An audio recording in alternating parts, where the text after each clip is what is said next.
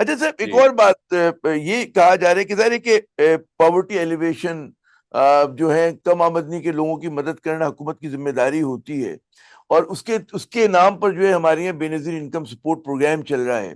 اب لیکن اس کے جو بہت سارے نقاد ہیں وہ کہتے ہیں کہ جی اس پروگرام کی کوئی سمت جو ہے وہ درست نہیں ہے، اس میں کرپشن بہت ہے، اس میں کوئی گریجویشن کا پیریڈ نہیں ہے، ایک بار نام ڈال دیا آپ نے تو ڈال دیا، ٹھیک ہے نا. اور اس میں جتنی بڑے پیمانے پہ پاورٹی، آپ خود فرما رہے ہیں کہ ورلڈ بینک 45% کہہ رہا ہے، 29% گورنمنٹ ہماری کہہ رہی ہے. تو یہ اس پروگرام کی فائدیت کیا ہے؟ اس بار بھی 800 ارب سے زیادہ روپے رکھے گئے اس کے لیے. کیا اس کو ریفارم کرنے کی ضرورت ہے؟ اس کے اندر کوئی اور ہمیں مطلب ہے جس نام سے چل رہا ہے اس کو بدلنے کی ضرورت ہے؟ بہت سارے لوگ کہتے ہیں جی کسی سیاسی جماعت یا سیاسی سمبلزم بھی نہیں ہونا چاہیے.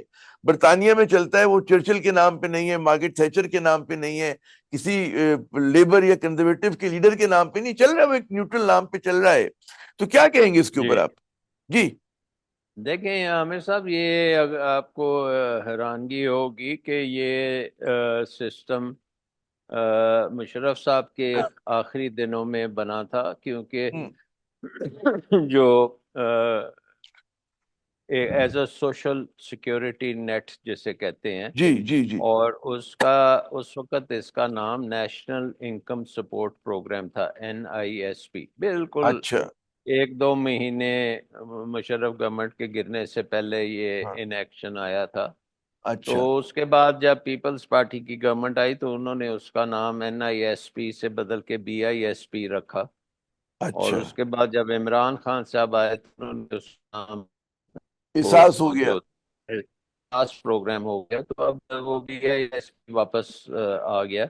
اور اس جی میں کانسیپٹ وائز تو کیونکہ غربت بہت زیادہ ہے اور لوگوں کو کھانا دینا تو کم از کم بیسک رائٹ ہے ان کا، تو غریبوں کو اگر آپ پیسہ دے دیتے ہیں تو کوئی اس میں بری بات نہیں ہے. لیکن جو مسئلے آپ اس کے بتا رہے ہیں کہ اس میں پولیٹیکل لیول پہ بہت گھپلے ہوتے ہیں، وہ ہم بند کر سکتے ہیں. I think Sania Nishtar did a very good job in documenting جی ایوری ڈسٹرکٹ سے. ڈاکیومنٹیشن انہوں نے کر لی تھی کہ کون ہے حقدار یا نہیں، اور بڑے ایلیمنیٹ کیے تھے لوگ جو نہیں تھے حقدار.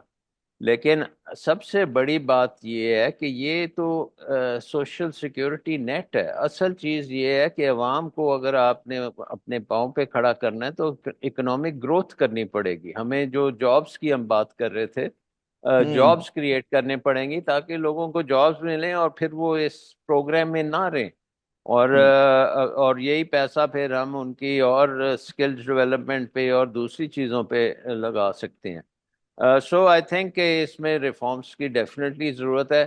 لیکن سب سے زیادہ امپورٹنس یہ ہے کہ ہماری اکنامک گروتھ ہو، اور اکنامک گروتھ سے ہمارے جابس جو ہیں 30-35 لاکھ ہر سال جابس نکلیں، تاکہ یہ یوتھ بلج کو ہم ابزارب کر سکیں اور ہاں غربت کو وہ ختم کر لائبلٹی نہ سکیں. بنے، وہ بم نہ بنے ہمارے لیے، بلکہ جی ملک کے کام آ رہا ہو. بہت بہت شکریہ سلمان شاہ صاحب، آپ نے اپنا قیمتی وقت دیا. ناظرین آپ نے گفتگو سنی شکریہ. سابق وزیر خزانہ سلمان شاہ صاحب کی.